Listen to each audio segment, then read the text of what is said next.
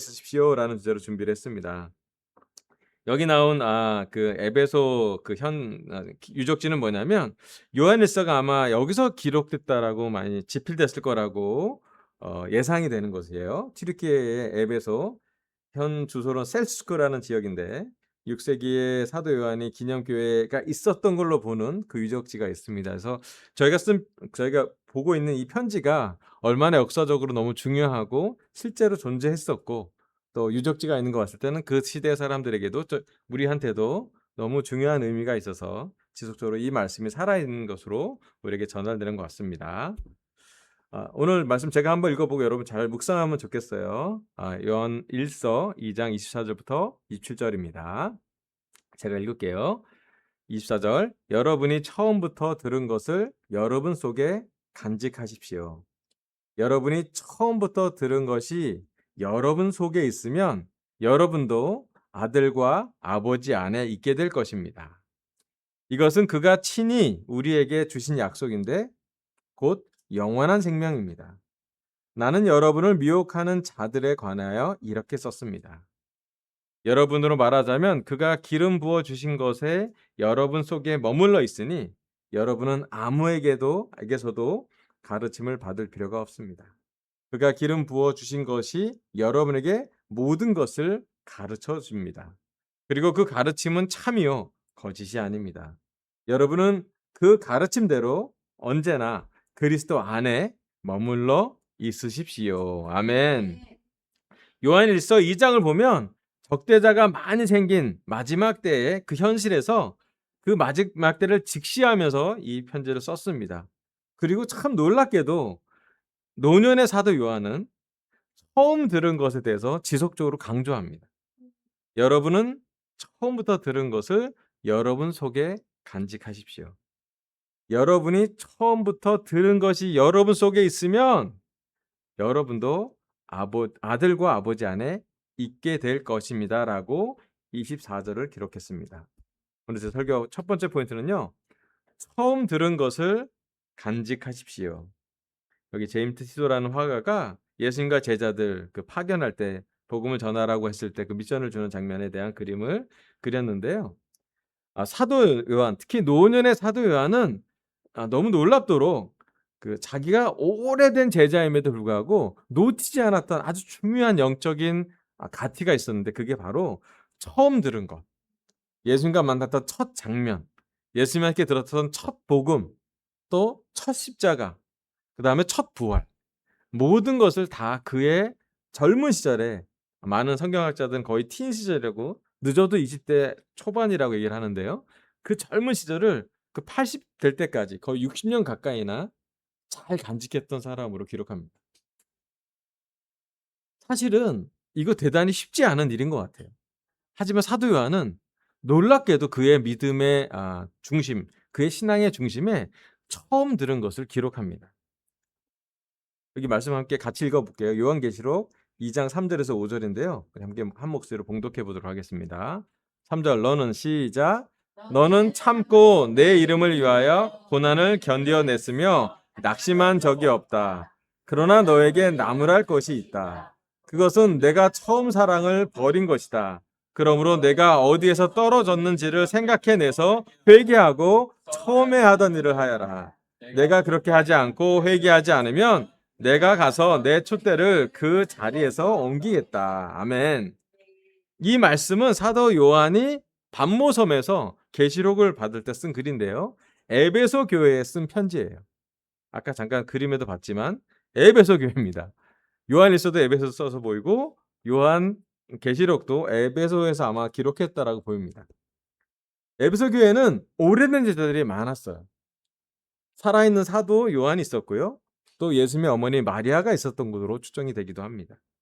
오래된 제자들이 많았을 때 그들이 갖고 있는 아주 고유한 가치가 있었는데 그게 뭐냐면 잘 참고 고난도 견뎌냈고 낙심한 적이 없대요. 놀라운 교회입니다. 아름다운 교회. 그런데 그 아름다운 올드 제자들이 모여 있는 곳에 예수님이 직접 요한한테 계시한 글은 뭐냐면 처음 사랑을 버리지 말라라는 것이었어요. 그리고 어디서부터 떨어졌는지를 생각해내서 회개하라고 그랬습니다. 자, 사도 요한이 그 마지막까지 잃지 않았던 처음 사랑, 처음에 했던 것은 무엇인지를 한번 묵상했으면 좋겠습니다. 예수님을 처음 만났을 때 사도 요한은 무엇을 느꼈을까요? 또 예수님이 하늘나라에 대해서 복음에 대해서 전달했을 때 사도 요한은 무엇을 꿈꿨을까요? 그리고 예수님이 십자가에 달리셨을 때 또 부활했을 때 완전히 다 이해되지 않았지만 그는 무엇을 보았고 무엇을 경험했을까요? 마지막 만찬 때 예수님 품에 기대어서 예수님이 사랑하는 제자, 예수님과 스킨십 있었던 제자로 보여지는데 사도 요한은 왜 그렇게 마지막까지 사랑을 이야기하고 있을까요? 사도 요한은 첫사랑을 잊지 않은 사람입니다. 어쩌면 그 사랑이 더 깊고 더 넓고 더 깊게 뿌리 박아서 아마도 마지막까지 순교되지 않고 사랑을 전달했던 사람이라고 성경은 기록합니다. 요한계시록에 사도 요한은 이 말씀을 기록합니다. 어디에서부터 떨어졌는지를 생각해내서 회개하라고 그랬습니다. 사도 요한이 기억했던 처음 사랑은 그 첫사랑에 회개가 있었던 것으로 보여집니다. 여러분 기억나세요? 우리가 회개했던 시간? 우리가 늦게까지 성경을 공부하고 처음에 교회 초대받았을 때 우리 솔직히 의심하고 왔잖아요. '여기가 뭐 하는 데인가?' 그리고 또 갔을 때 사람들은 왜 이렇게 밝나? 그리고 왜 자꾸 나에 대해서 관심을 가져가지? 저는 내향형이기 때문에 제 이름을 몇 번 다시 얘기하는 게 쉽지 않았어요. 저는 제 이름이 창피했거든요. 박왕식이 뭡니까? 박광식도 아니고 박대식도 아니고 박왕식이라 그래서 "진짜예요? 이름이 왕식이에요?" 저한테 제자들이 많이 물어봤어요. 진짜 이름이 왕식인지. 박왕식입니다. 뭐 여러 가지. 근데 너무 관심을 많이 보여줘서 전 좀 불편했던 것 같아요. '아 이 어색하다. 이 시간 빨리 끝나고 집에 가야지.' 그런데 그때 했던 우리 미국 탐 시나이라는 목사님께서 설교했는데 그때 설교 듣고 나서 영어 설교하고 통역해서 저는 정신이 하나도 없었어요. 고3 학생이 영어를 들으니 뭐가 기억이 났겠어요. '와 놀랍다. 저 백인 선생님 멋있다.' 뭐 이렇게 보고 말았는데 끝나고 우리 팀들이 한 12 명이 모여서 반응하는 시간을 가졌는데 그 시간이 저한테는 충격이었어요. 아니 이 설교를 이렇게 소화한다고? 이 설교를 내가 종교적이기 때문에 설교 내용을 알고 있는데 이렇게 삶에서 투영한다고? 그 더 센 건 그거였어요. "너가 오늘 죄를 너 이번 주에 죄를 고백하고 막 우는 형제한테 내가 너를 위해서 금식해 주겠다." 바로 설교 반응한 거 보고 되게 놀랐어요. '어머 이걸 어떻게 봐야 되지?'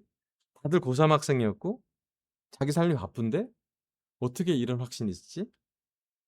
그리고 나서 저는 서역 공부를 시작했죠. 화요일 날 교회 초대받아서 인사했고 수요일 날 하나님 사랑 공부했고 목요일 날 죄 공부했고 금요일 날 십자가 공부했고 토요일 날 대각에서는 세례를 받았어요. 3박 4일 걸렸습니다. 네 번째 성경 공부만에. 지금 생각해 보면 기초 공사가 부실했다고 볼 수도 있어요.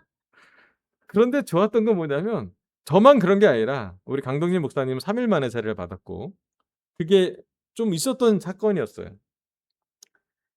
첫사랑이 저는 확실하게 기억이 납니다. 제가 토요일 날 세례 받을 때 아 그때 저 처음 봤던 그 도희 누나가 편지를 써서 왔어요. 저 처음 봤거든요.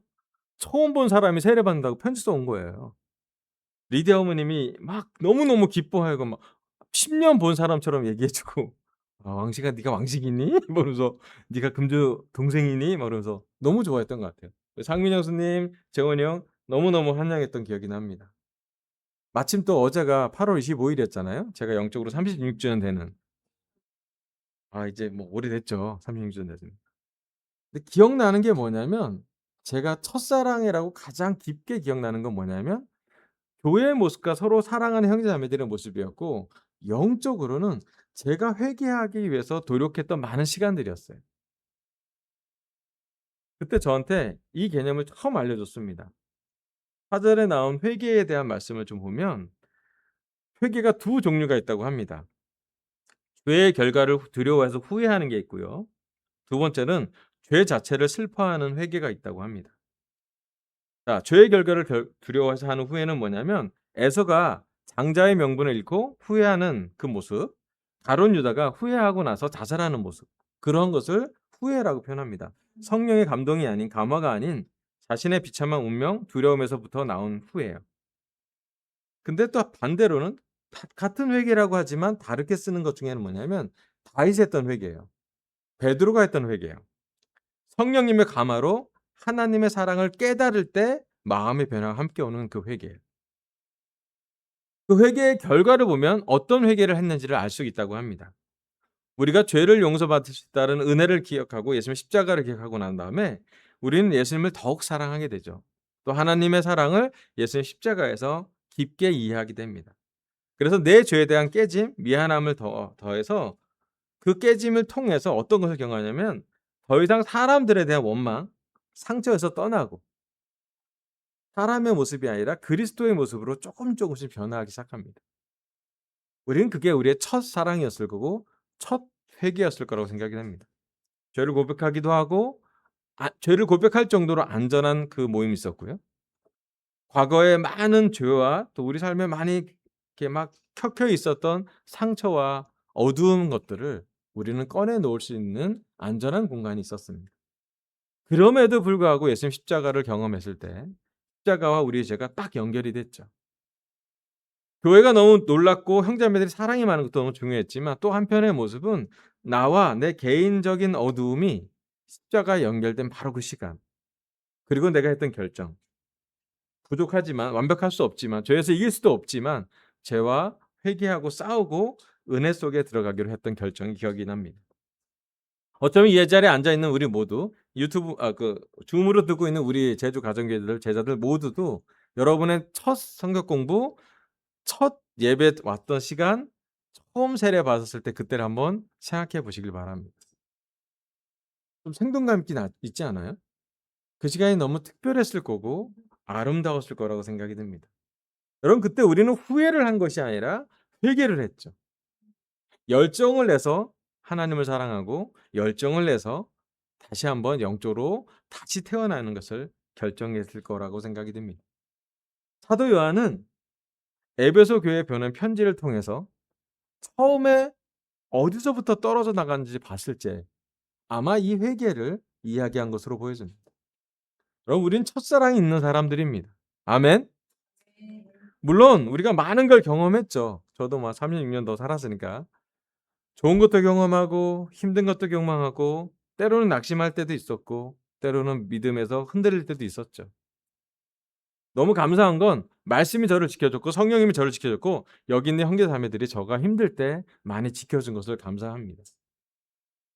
근데 한 가지 분명한 것은 우리는 회개했기 때문에 이 자리에 왔고 회개하고 있으며 앞으로도 회개할 것이기 때문에 영원한 생명이 함께 있는 것으로 믿습니다.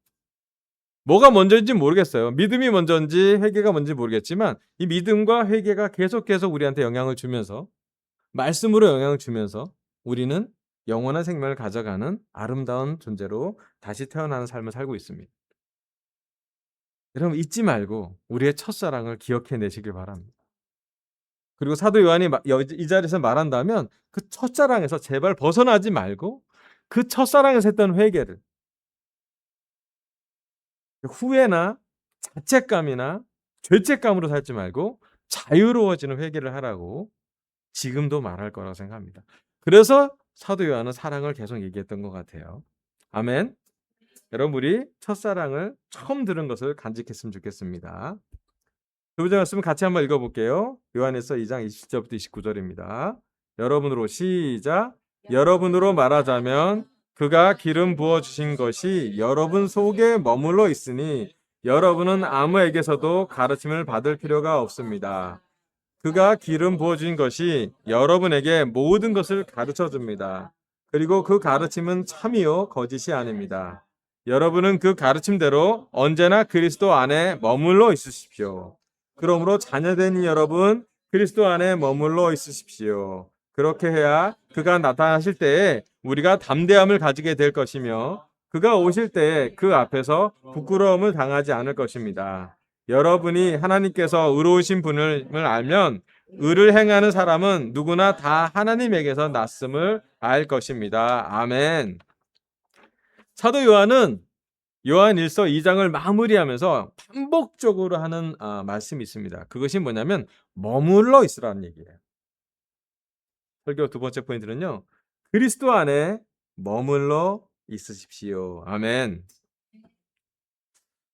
여기 말씀이 사도 요한이 계속 강조하고 반복하는 말씀이 뭐냐면 여러분 속에 머물러 있고 여러분 안에 있고 또 그 가르침대로 그리스도 안에 머물러 있으라고요. 머무르는 말을 지속적으로 반복합니다. 사랑도 반복하고요. 머물라는 말을 반복합니다. 자, 머물라는 말을 그 원어로 좀 찾아보면 좀 쉬워요. 그게 뭐냐면 상주하다, 내재하다예요. 여러분 삶에 상주하거나 내재하는 존재는 무엇입니까? 우린 그것을 가족이라고 불러요.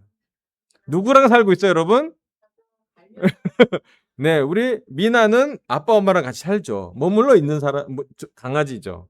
네, 지난번에 계곡에서 정말 하기 싫은데 물을 건너와서 아빠 엄마를 찾으려고 너무 힘든데 추운데 막 떨면서도 하더라고요. 머무르려고. 네. 머물러 있다라는 것은 무엇이냐면 너무 특별한 하나된 장소에서 하나된 삶으로 관계가 깊은 것을 의미합니다. 때로는 가족을 그렇게 말할 수 있고요. 너무나 깊은 하나된 관계라고 얘기합니다. 성령이 우리의 내재할 때 이 머문다는 표현도 합니다. 자, 머물다는 말을 또 다른 말로 또 예수님이 하신 게 있습니다. 자, 요한복음 8장 31절 30절 같이 한번 읽어볼게요. 마지막 구절입니다. 시작. 예수께서 자기를 믿은 유대 사람들에게 말씀하셨다. 너희가 나의 말에 머물러 있으면 너희는 참으로 나의 제자들이다. 그리고 너희는 진리를 알게 될 것이며 진리가 너희를 자유롭게 할 것이다. 아멘. 참 신기해도 요한 복음을 쓰는 사도 요한은 이 머물라는 말을 그리스도의 말씀으로 연결시킵니다. 예수께서 자기를 믿는 유대인들에게 말씀하셨대요. 너희가 나의 말을 알고 있으면이 아니라 나의 말을 생각하고 있으면이 아니라 나의 말에 머물러 있으면. 여기서 쓰는 말에 할 때는 그 안격이래요. 그 인이란 뜻이에요. 그럼 요한은 지속적으로 머물러 있으라는 말을 강조합니다. 그리고 예수님의 말씀에 우리가 정말 머물러 상주하고 내주하고 있다면 우리가 제자들이래. 그리고 진리를 알게 될 거고 깨달음이 있겠다는 얘기죠. 그리고 그 진리가 너희를 자유롭게 할 거라고 합니다. 오늘 강서와 제주 가정교회 제자들은 예수님의 말씀 속에 머물러 있습니까? 참 제자라고 느끼고 있나요? 우리는 진리를 깨닫고 있나요? 마지막으로 우리는 자유롭습니까?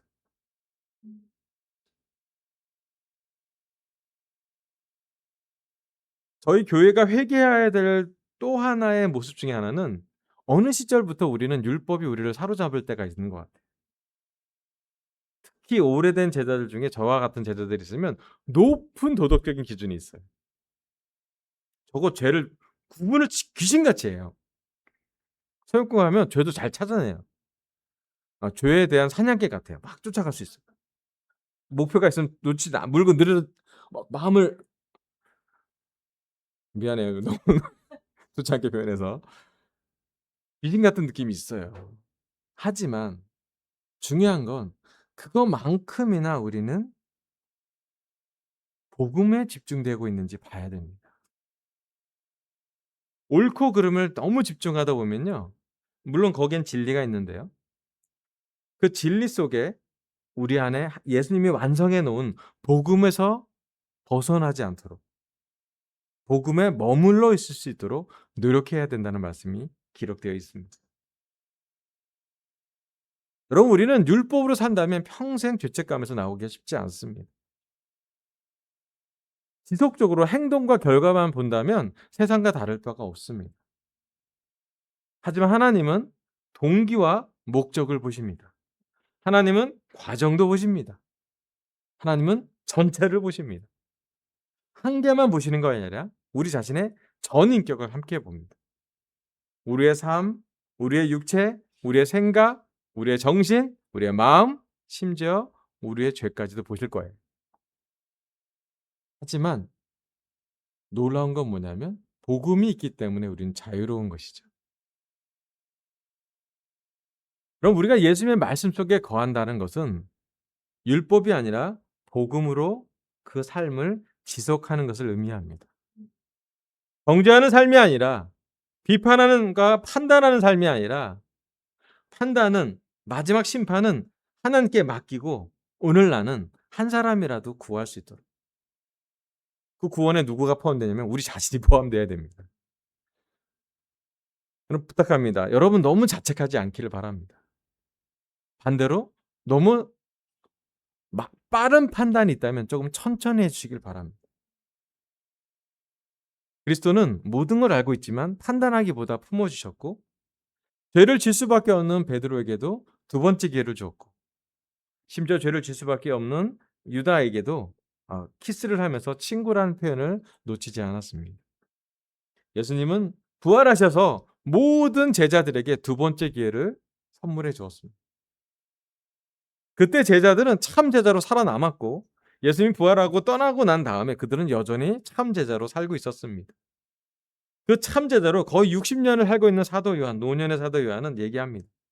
자유로운 사람이라고. 여러분 진짜 사랑을 해야 자유로워집니다. 진짜 복음을 믿어야 신앙이 있어야 자유로워집니다. 내가 막 자유로워질 거야 해서 되는 게 아니라 어떻게 보면 자유로워지는 것을 깨닫는다고 할 거예요. 뭔가 더 알아서 지식이 많아지는 것이 아니라 실천을 했기 때문에 생활에서 자유로워집니다. 여러분 지금 우리가 참 제자인지 한번 살펴보시길 바랍니다. 저는 부족하지만 23년 동안 저희 아내를 사랑하는 걸 배우는 남편 제자입니다. 며칠 전에 또 실수를 했습니다. 아내의 말을 잘 안 들었습니다. 네. 그래서 또 배워야 된다고 생각이 들었습니다. 사과를 할 필요가 있죠. 또 저는 여전히 20년 동안 딸을 키우는 아빠 제자입니다. 네. 초급 아빠예요. 근데 참 첫 아빠고 처음 딸이고 뭐 처음 1년 이제 처음 20년 성년의 딸을 둔 아빠를 배우고 있습니다. 저는 목사의 일을 하는 목사 제자입니다. 목회를 배우고 있고요. 여전히 배워야 합니다. 목회의 삶은 정말 놀라운 것 같아요. 한 사람 한 사람마다 다 다릅니다. 다양한 걸 이해하면서 또한 복음에서 흔들리지 않도록 지속적으로 전달해야 합니다. 제 자신도 돌봐야 되고 제 가정도 돌봐야 되지만 교회도 돌봐야 합니다. 여러 가지 많은 것을 배우게 됐습니다. 여러분 중요한 건 우리가 제자라는 걸 잊지 않았으면 좋겠습니다. 제자는 완성된 사람을 얘기하는 것이 아니라 배우고 있는 사람을 이야기하고 있습니다.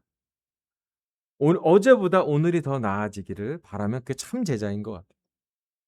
육체는 낡아갈 수 있고 약해질 수 있지만 영은 새로워질 수 있고 마음은 새로워질 수 있습니다. 여러분 새로운 거 배우는 것을 놓치지 않기를 바랍니다. 그리고 복음은 늘 우리에게 죄책감보다는 자책감보다는 자유로움을 줄 것입니다.